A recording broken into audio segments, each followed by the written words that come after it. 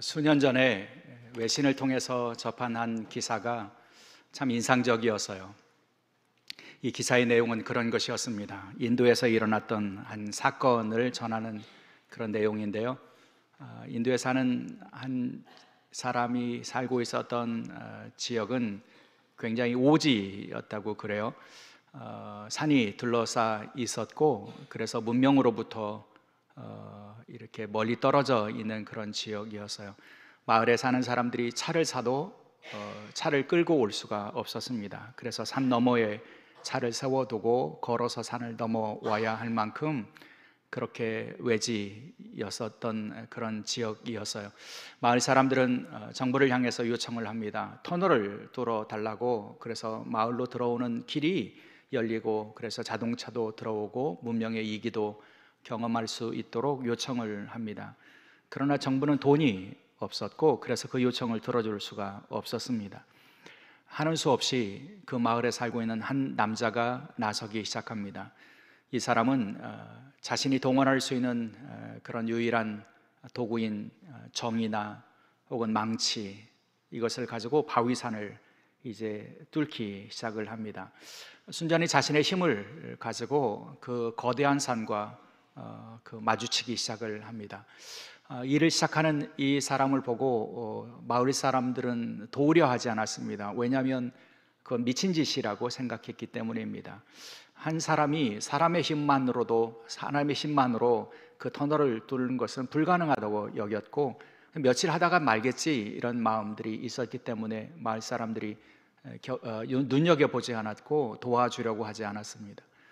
네, 여러분, 이 남자는 그 일을 시작하고 몇 년 동안 그 일을 혼자 감당하냐면 14년 동안 포기하지 않고 그 일을 감당합니다. 그리고요, 여러분, 14년 동안 한 끝에 그 마을로 들어오는 터널을 그 혼자의 힘으로 뚫어버립니다. 폭이 4.2m 정도의 넓은 그런 터널을 이 한 사람이 자신의 힘만으로 뚫어내게 되었다는 그런 기사였습니다. 이렇게 놀라운 일을 이룬 주인공은 인도의 비하르주 가야라고 하는 곳에 살고 있는 람찬드라 다스라고 하는 그런 남자였고요. 이분이 터널을 완성할 당시에 나이가 53살이었습니다. 그러니까 40살부터 시작해서 14년 동안 이 터널을 뚫는 일에 성공을 거두었다는 것이죠. 사랑하는 여러분, 종종 우리가 주변에서 놀라운 자기 확신과 신념과 의지를 가지고 큰 일을 이루시는 분들을 만나는 경우들이 있습니다. 세상의 편견을 극복하고 자신 앞에 있는 장애와 또 고난에 굴하지 않고 자신의 길을 꾸준히 계속 걸어간 끝에 놀라운 성취를 이루는 사람들을 우리가 만나게 됩니다. 사실 인류의 진보는 그렇게 끈질기게 인내하며 자신의 길을 걸어간 사람들을 통해서 이루어지게 되어 있죠. 이분도 역시 마찬가지입니다. 놀라운 의지와 또 인내력을 가지고 끝까지 터널이 뚫릴 때까지 그 일을 계속했던 것이고, 결국에는 그 터널을 뚫는 일에 성공을 거두었다는 이야기죠. 저는 이야기를 뉴스를 통해서 접하면서 그런 생각이 들었습니다. 사람이 자신이 가지고 있는 어떤 내적인 동기 혹은 의지를 가지고도 그런 놀라운 일을 이룰 수 있다면 우리 하나님의 사람들은 더욱 어떠할까, 이런 생각이 들었습니다. 사람이 자기 자신의 내면에서 오는 의지를 가지고도 굴하지 않으면 터널을 뚫는 일을 이루게 되는데, 하나님의 사람들이 하나님의 능력에 대한 믿음을 가지고 하나님을 신뢰하며 기도하며 그 일을 이룰 때에 하나님은 그들을 통해서 놀라운 역사를 이루실 것이 아닐까, 그런 생각이 들었습니다. 사랑하는 여러분, 우리가 바로 그런 사람들이 될 수 있기를 소원합니다. 하나님의 손에 들려서 하나님의 능력을 신뢰하며 기도하며 끝까지 그 일을 감당하여 하나님의 위대한 역사를 이루고 하나님의 뜻을 이루어가는 하나님의 백성들, 하나님의 일꾼들이 될 수 있기를 주의 이름으로 축원합니다. 오늘 구약의 본문 열왕기상 18장을 통해서 만나는 엘리야의 모습이 그러한 모습입니다. 엘리야의 이야기는 열왕기상 17장부터 시작이 되는데요. 엘리야를 하나님께서 부르시죠. 그리고 아합과 이세벨이 그 바알을 숭배하면서 그 북이스라엘을 죄악의 길로 이끌어갈 때 하나님께서는 엘리야를 아합과 이세벨 앞에 세웁니다. 그리고 그들이 다스리고 있는 그 땅에 하나님께서 비를 내리시지 않으실 것이다. 3년 6개월 동안 하나님 주시는 비가 내리지 않을 것이라고 그런 예언을 선포하게 합니다. 그 일 때문에 엘리야는 아합과 이세벨로부터 미움을 받았고요. 그래서 그가 그 피신하여 도망할 수밖에 없지 않았습니까? 때로는 요단강 건너서 그리시네가에 피해 보기도 하고, 또 때로는 그 피신의 길을 이방의 땅 시돈까지 이어가서 이방의 땅에 피해 보기도 했습니다. 그렇게 시간이 지납니다. 그리고 3년이 됩니다. 하나님이 예정하신 시간이 되자 하나님께서는 이 엘리야에게 명령하십니다. 아합 앞에 서라고, 그리고 하나님의 뜻을 그에게 전하라고, 그를 향한 하나님의 질책을 선언하라고 그렇게 말씀하시죠. 그 말씀에 응답해서 엘리야가 담대하게 아합 왕 앞에 서게 됩니다. 그리고 그 자리에서 엘리야는 기도의 대결을 요청하게 되죠. 당신이 섬기는 바알 신이 참 신인지, 내가 섬기는 하나님이 참 하나님이신지 하는 것을 기도의 대결을 통해서 한번 밝혀보자, 그렇게 제안을 하게 됩니다. 그렇게 해서 이루어지게 된 것이 그 유명한 갈멜산의 기도의 대결이지 않습니까?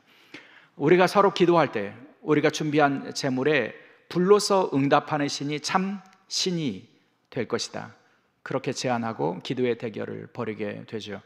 그리고 여러분 잘 아시는 것처럼 그 기도의 대결에서 승리자는 엘리야였습니다. 엘리야가 기도할 때 하늘에서 불이 임하였고, 그래서 엘리야가 준비한 제단과 제물과 도랑과 흙과 물까지 완전히 그 하늘의 불이 태워버리는 놀라운 역사를 경험하게 된 것입니다. 엘리야의 기도를 통해서 하나님은 응답하셨고, 그 응답을 통해서 살아계신 하나님이심을 나타나 보여주신 것입니다. 오늘 본문의 이야기는요, 그 승리 이후에 있었던 그런 사건입니다.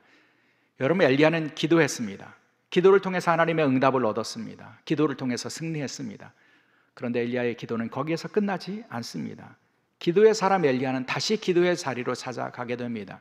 갈멜산 꼭대기로 올라갑니다. 그리고 다시 기도를 이어갑니다. 그 기도의 목적은 하나님의 응답이었습니다. 비를 내리겠다고 약속하신 하나님의 약속이 이루어지기를 그는 사모하며 하나님 앞에 기도하기 시작합니다. 여러분, 엘리야가 갈멜산에 올라가서 기도하는 모습을 성경의 기자는 이렇게 증언합니다. 42절의 말씀인데요, 엘리야가 갈멜산 꼭대기로 올라가서 땅에 꿇어 엎드려 그의 얼굴을 무릎 사이에 넣고, 기도하는 엘리야의 모습을 성경 기자는 두 가지로 표현해 줍니다. 하나는 땅에 엎드렸다, 꿇어 엎드렸다 라고 하는 것이고요, 여러분, 땅에 꿇어 엎드렸다는 것은 기도자의 겸손을 보여주는 그런 모습입니다.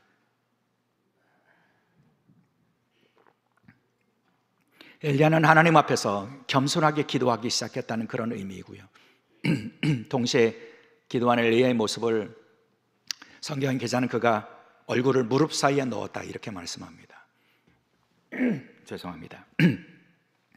얼굴을 무릎에 넣었다고 하는 말은, 여러분, 얼굴을 무릎에 넣으면 어떤 일이 벌어지냐면 그 눈의 외부의 환경에서 차단이 됩니다. 보이는 것이 없어집니다. 그러니까 기도자가 얼굴을 무릎에 넣었다고 하는 것은 내가 세상을 보지 않고 오직 하나님께 집중하겠다고 하는 그런 의미가 있죠. 간절한 기도의 의미가 담겨져 있습니다.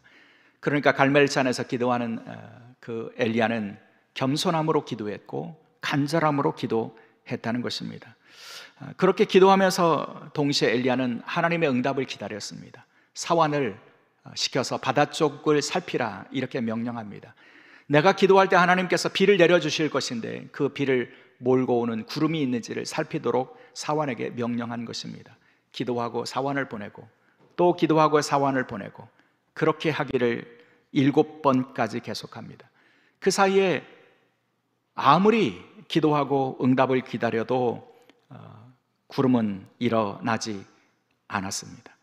여러분, 엘리야가 7번까지 기도하고 7번까지 사원을 보내서 그 응답을 확인하는 이 시간이 그에게는 얼마나 버거운 시간이고 힘겨운 시간이었겠습니까? 여러분, 기도의 응답은 하나님의 약속이지만 그에게 보장된 것은 아니지 않습니까? 그러니 첫 번째 기도가 실패하고, 두 번째 응답을 징조를 찾는 일에 실패하고, 세 번째 실패하고, 네 번째 실패하면 실패할수록 그 수가 쌓이면 쌓일수록 그 내면은 요동하기 시작했을 것입니다. 왜 그러지? 왜 하나님은 응답하지 아니하시지? 왜 하나님은 내 기도에 응답하시지 않지? 여러분, 마음속에 요동이 일어나고 의심이 일어나고 그런 마음이 왜 없었겠습니까? 근데 중요한 것은 엘리야가 7번까지 기도했다는 것이죠.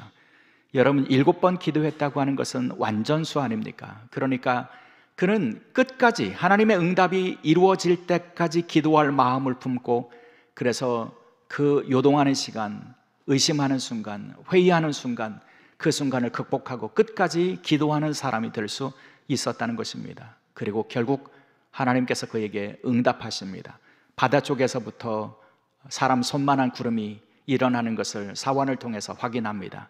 그리고 곧 이어지는 큰 비를 그가 경험할 수 있게 되었던 것이죠. 사랑하는 여러분, 기도한다고 하는 것은 우리의 내면에 요동 없이 이루어지는 것은 아닙니다. 7번까지 하나님께 순종하는 것은 쉬운 일이 아니기 때문이죠. 이루어지지 않는 시간을 견딘다고 하는 것은 우리에게 회의와 의심과 요동의 시간들이 있다고 하는 그런 의미를 가지고 있죠. 열왕기하 5장의 말씀에 보면 그 유명한 나아만 장군의 이야기가 나오지 않습니까? 아람의 실권자였고 군대 장관이었고 세상 권력을 가지고 있는 사람이었지만 그가 문둥병에 걸리죠. 그래서 그가 엘리야를 찾아오지 않습니까? 엘리야가 그에게 지시한 것이 무엇입니까? 그 요단에 가서 7번 너의 몸을 담그라. 여러분, 그 7번의 몸을 담그는 동안 이 나아만의 내면이 얼마나 많은 순간 무너졌겠습니까? 한 번 들어가고 두 번 들어가고 7번까지 그 육체의 변화가 일어나는 것도 아니고 징조가 일어나는 것도 아니었습니다. 그러니까 그 7번까지 순종하는 과정 가운데서 많은 시간 그 마음이 무너지고 요동했을 것이라는 거죠. 그러나 중요한 것은 7번 그가 완전수로 끝까지 순종했을 때 그에게 나음이, 능력이, 하나님의 능력이 나타나는 것을 볼 수가 있다는 것입니다. 사랑하는 여러분, 하나님의 능력을 경험하는 과정에서는 이런 순간들이 우리에게 찾아옵니다. 이렇게 기도한다고 해서 달라질까? 이 기도에 하나님께서 응답하실까? 우리의 내면이 끊임없이 요동하고 의심이 들어오는 순간들을 우리는 견딜 수밖에 없다는 겁니다. 그러나 중요한 것은 우리가 7번까지 하나님의 응답이 이루어질 때까지 하나님 앞에 기도하는 사람이 될 수 있어야 한다는 것이죠. 하나님이 정하신 시간에 하나님께서 응답해 주실 것이기 때문입니다. 그렇다면 사랑하는 여러분, 우리가 그렇게 끈질기게 하나님 앞에 기도하기 위해서 우리에게 필요한 것이 무엇일까요? 우리가 엘리야처럼 나만처럼 7번까지 순종하는 사람이 되기 위해서 우리에게 필요한 것이 하나가 있는데요, 그것은 하나님의 능력에 대한 믿음과 신뢰가 필요하다는 것이죠.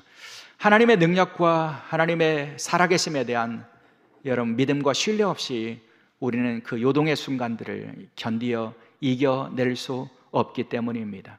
내 마음에 의심이 쌓일 때에, 내 마음에 요동이 일어날 때에 도리어 하나님을 바라보고 하나님의 능력과 하나님의 살아계심에 대한 믿음과 신뢰가 있을 때에 우리는 이번을 견디고 또 다음에 시도하고, 그리고 그렇게 7번까지 하나님께서 응답하시고 역사하실 때까지 하나님 앞에 서고 하나님 앞에 기도할 수 있는 사람들이 될 수 있다는 것이죠.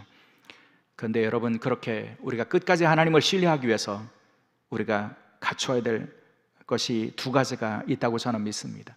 우리가 그렇게 끝까지 하나님을 신뢰하며 하나님 앞에 기도하고 순종하며 하나님의 위대한 역사를 경험하기 위해서 우리가 채워야 될 믿음의 두 가지 내용이 있는데요, 하나는요, 하나님의 살아계심을 경험하는, 그러니까 하나님의 살아계심과 그분의 능력에 대한 믿음을 지켜갈 수 있어야 한다는 것이죠.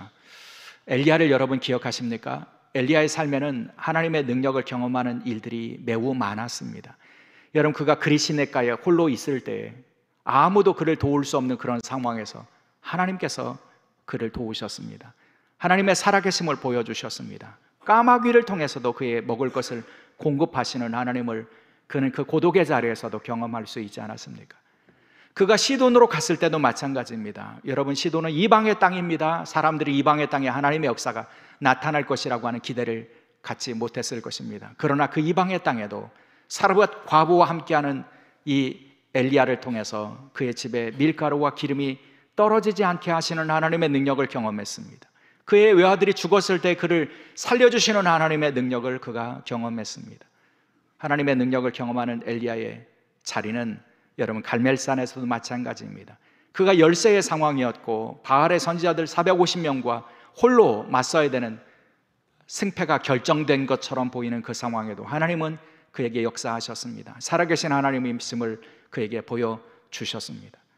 사랑하는 여러분, 그 경험이 엘리야에게 있었기 때문에 엘리야는 하나님 앞에 끝까지 포기하지 않고 하나님을 신뢰하며 하나님의 살아계심과 그분의 능력을 믿는 믿음 가운데서 7번까지도 하나님 앞에 기도하여 끝까지 기도함으로 하나님의 응답을 얻을 수 있었던 것입니다. 저와 여러분의 삶에도 이 믿음의 질서를 적용해 볼 필요가 있다고 믿습니다. 여러분, 우리가 하나님 앞에 하나님을 신뢰하고 하나님의 능력을 신뢰하기 위해서는 우리는 우리의 삶 속에 찾아오신 하나님을 기억할 수 있어야 한다는 겁니다. 그리시네가와 같은, 엘리야와 같은 아무도 도울 수 없는 고독의 자리에서도 하나님은 나를 도우신 하나님이심을 우리의 삶 속에서 경험한 그 경험을 기억할 수 있어야 할 것입니다. 이방의 땅에 던져진 것처럼 보이는 그 상황에서도 하나님은 그곳에 있는 나에게 찾아오셔서 바다 끝에 거할지라도 내가 거기에 있다고 말씀해 주시는 그 하나님의 능력을 경험시켜 주셨던 일을 우리는 기억할 수 있어야 합니다. 기도의 자리에서 하나님께서 주신 그 응답과 살아계신 하나님의 능력을 경험했던 일들을 우리가 기억해야 한다는 것입니다. 그래서 내 삶 속에 찾아오셔서 나와 함께 하시고 그분의 살아계심과 능력을 보여주셨던 그 하나님을 기억할 수 있을 때에 우리는 하나님의 살아계심과 능력을 신뢰할 수 있게 된다는 것입니다. 그 믿음은 여러분 우리의 지식에서 오는 것이 아닙니다. 하나님의 살아계심과 그분의 능력에 대한 우리의 신뢰는 여러분 책에서 오는 것 아닙니다. 우리의 삶 속에 우리에게 찾아오시고 우리를 도우시고 우리를 만나주시고 우리에게 역사하신 그 하나님의 경험이, 우리에게 있었던 그 경험이 오늘 우리가 하나님을 신뢰하며 끝까지 하나님 앞에 기도할 수 있는 능력이 되는 줄 믿습니다.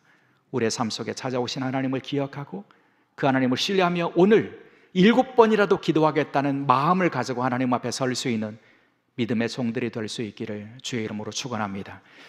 동시에 여러분, 우리가 이렇게 끈질긴 기도의 사람으로 하나님 앞에 하나님이 이루시는 일을 이루고 경험하기 위해서 필요한 것이 있는데요, 그것은 하나님의 약속의 말씀을 붙잡는 일이라고 저는 믿습니다. 엘리야가 그랬죠. 여러분, 하나님께서는 엘리야에게 약속해 주시지 않으셨습니까? 열왕기상 18장 1절입니다. 많은 날이 지나고 제3년에 여호와의 말씀이 엘리야에게 임하여 이르시되 너는 가서 아합에게 보이라. 내가 비를 지면에 내리리라. 여러분, 하나님 명령하셨습니다. 아합에게 가라. 그런데 여러분, 엘리야를 아합에게 보내시면서 하나님께서 약속하신 것이 있죠. 내가 비를 지면에 내리리라. 하나님의 약속의 말씀이 엘리야에게 있었습니다. 그 약속의 말씀에 대한 믿음이 엘리야에게 있었다는 것이죠. 여러분, 약속에 대한 믿음이 있었기 때문에 그는 끝까지 포기하지 않고 하나님 앞에 기도할 수 있었고 7번 끝까지 기도함으로 하나님의 응답을 그가 얻을 수 있었던 것입니다. 사랑하는 여러분, 하나님의 약속이 있습니다. 성경을 통해서 우리에게 주시는 수많은 약속들이 있습니다. 나에게 큰 감동으로 하나님께서 주신 약속의 말씀들이 있습니다. 여러분, 그 약속의 말씀을 붙잡으시고 그 약속의 말씀을 이루실 때까지 하나님 앞에 기도하는, 그래서 하나님의 능력을 경험하는 주의 종들이 될 수 있기를 주의 이름으로 축원합니다. 존 비비어라고 하는 분이 계신데요, 이분의 책 중에 끈질김이라고 하는 제목의 책이 있습니다. 이 책에 보면 존 비비어는 우리가 그리스도인으로 살아가고 하나님의 백성으로 살아가는 것은 마치 노를 젓는 것과 같다, 이렇게 비유적으로 설명을 합니다. 여러분, 우리가 목적지를 향해서 항해를 하는 사람들이 어떤 동력이 없는 그런 배를 저어가는 사람들이 노를 저어갈 수밖에 없지 않겠습니까? 근데 노를 저어가다 보면 여러분 순풍도 있지만 역풍도 만나고요. 노를 저어가다 보면 도리어 물결이 거스르는 그런 상황도 만나지 않겠습니까? 그때 우리에게는 선택의 여지가 없습니다. 끝까지 끊임없이 쉬지 않고 노를 젓는 방법밖에는 없습니다. 왜냐하면 노를 젓지 않으면 여러분 물결을 거슬러 오는 물결을 만날 때 우리가 끊임없이 노를 젓지 않으면 여러분 우리는 목적지에서부터 멀어질 수밖에 없기 때문입니다. 노를 젓고 쉬는 순간 여러분 내가 그 자리를 지킬 수 있다고 하는 것은 우리의 착각입니다. 노를 젓지 않으면 우리는 뒤로 물러설 수밖에 없고요, 그 물결에 휩쓸려서 어느 순간 파멸을 맞이할 수밖에 없다는 것이죠. 그래서 믿음의 사람들은 여러분 순풍을 만나든 역풍을 만나든 물결이 거스르든 말든 여러분 노를 젓는 일을 포기하지 않아야 한다는 것입니다. 이것이 끈질기게 우리가 하나님 앞에 기도하고 끈질기게 하나님을 기대하며 하나님 앞에 서서 구하고 예배하는 삶을 살아야 되는 이유가 바로 거기에 있다는 것이죠. 존 비비어는 노를 젓는 신앙인들의 모습 가운데서 중간에 포기한 사람과 끝까지 노를 지은 사람 두 사람을 대조하면서 열거하는데요, 한 사람은 솔로몬이고 한 사람은 세례자 요한입니다. 여러분, 솔로몬이라고 하는 인물은 먼저는 하나님 앞에 서서 하나님 주신 지혜를 구한 사람처럼 보이지만 어느 시점에 솔로몬은 하나님을 향한 하나님 나라의 가치를 이루기 위한 노젓기를 포기한 대표적인 인물이라고 존 비비어는 이야기하죠. 여러분, 그가 외국으로부터 여인들을 맞이하고 또 다른 제국의 공주들을 왕비로 맞이하고 그러면서 그들의 신을 데리고 오고 그들의 신을 섬기는 문화들을 따라가고 그러면서 솔로몬은 결국 하나님의 나라를 이스라엘을 분열시키는 그런 결과를 가져온 인물이라고 말합니다. 그렇게 되었던 것은 그가 하나님 나라의 가치, 하나님 앞에 순종하기 위하여 노젓기를 포기한 인물이기 때문이다, 그렇게 해석을 합니다. 반면에 하나님 나라를 위한 노젓기를 끝까지 죽을 때까지 계속한 인물은 세례자 요한이라고 말하죠. 그는 헤롯 왕의 불의를 지적하고 공의를 세우는 일을 위하여 그는 멈춰서지 않았습니다. 위협을 받았지만, 옥에 갇혔지만 그는 포기하지 않았습니다. 끝까지 노를 저어갔습니다. 그러다가 그는 결국 죽음을 맞이했지만 그는 끝까지 하나님의 그 질서와 또 하나님 나라의 가치를 위하여 노젓기를 한 사람으로 그렇게 인정받을 수 있게 된다는 것이죠. 사랑하는 여러분, 저와 여러분이 노젓는 사람이라고 하는 자의식을 가지고 우리 자신을 본다면 여러분, 우리는 어떻게 지금 노를 젓고 계십니까? 혹 우리의 노젓기를 잠시 쉬고 있지는 않으십니까? 지금도 내가 노를 저어서 하나님의 나라와 하나님 나라의 가치를 위하여 하나님 앞에 순종하며 노젓기를 계속하고 계십니까? 바라기는 끝까지 노젓기를, 하나님 앞에 설 때까지 그 노젓기를 계속함으로 하나님 나라의 가치를 이루어가는 믿음의 종들이 될 수 있기를 주의 이름으로 축원합니다. 그런데 여러분, 그렇게 노젓기를 계속하고 하나님 나라의 가치를 위해서 살아가기 위해서 우리가 평생에 힘써야 될 훈련의 내용이 하나가 있다고 저는 믿습니다. 여러분, 우리가 하나님 나라의 백성으로 하나님 앞에 서기 위하여 지치지 않고 하나님 앞에 끝까지 끈기를 가지고 하나님 앞에 서기 위하여 힘써야 될 훈련의 내용은 무엇이냐면, 지금 내가 가지고 있는 기준들을 끊임없이 깨트릴 수 있는 사람들이 되어야 한다는 것입니다. 나는 이만하면 됐어라고 하는 그런 생각들, 이것이 노젓기에 가장 방해가 되는 것이기 때문입니다. 나는 이만큼 했으면 돼 라고 하는 생각들, 내가 가지고 있는 기준들, 이런 것들을 깨트려 갈 수 있어야 우리는 끝까지 노젓기를 하고 하나님 앞에 끝까지 기도하고 끝까지 순종하여 하나님의 역사를 이룰 수 있는 사람들이 된다는 것이죠. 열왕기 하 13장의 말씀에 보면요, 엘리사의 이야기가 나옵니다. 엘리사의 죽음에 대한 이야기도 열왕기 하 13장에 나옵니다.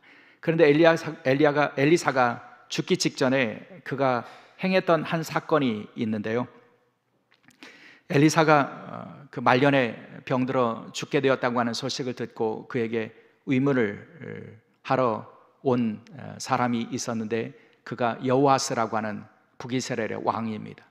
왕은 그 자신이 엘리사를 얼마나 의지하는 사람인지 하는 것을 보여주기 위해서 엘리사를 그렇게 부르지요. 내 아버지요, 내 아버지요, 이스라엘의 병거와 마병이요. 그러니까 이스라엘이 의지할 대상이 엘리사이고 나는 아버지라고 부를 만큼 영적으로 엘리사를 따르고 있는 사람이라고 여호아스는 자신이 그렇게 고백을 한 것입니다. 그런 여호아스를 엘리사가 마지막까지 그의 남은 힘을 다해서 축복해 주지 않습니까? 그리고 그에게 명령을 합니다. 활을 잡으라. 그리고 화살을 동쪽으로 난 문으로 그 화살을 쏘으라. 그러면 이스라엘의 오랜 숙적인 아람이라고 하는 나라를 너희들이 이기게 될 것이다. 이것은 구원의 화살이다. 이렇게 말씀해 주시고 축복합니다. 그리고 나서는 다시 여호와스를 향해서 명령했는데 이렇게 명령합니다. 화살을 잡으라. 그리고 그 화살로 땅을 내려치라. 엘리사의 명령을 받은 여호아스가 그 화살을 잡아서 땅을 3번 내려칩니다. 그러자 엘리사가 이렇게 반응합니다. 열왕기하 13장 19절의 말씀인데요, 하나님의 사람이 노하여 이르되 왕이 6번을 칠 것이니이다. 그리하였더면 왕이 아람을 진멸하기까지 쳤으리이다. 그런즉 이제는 왕이 아람을 3번만 치리이다 하니라.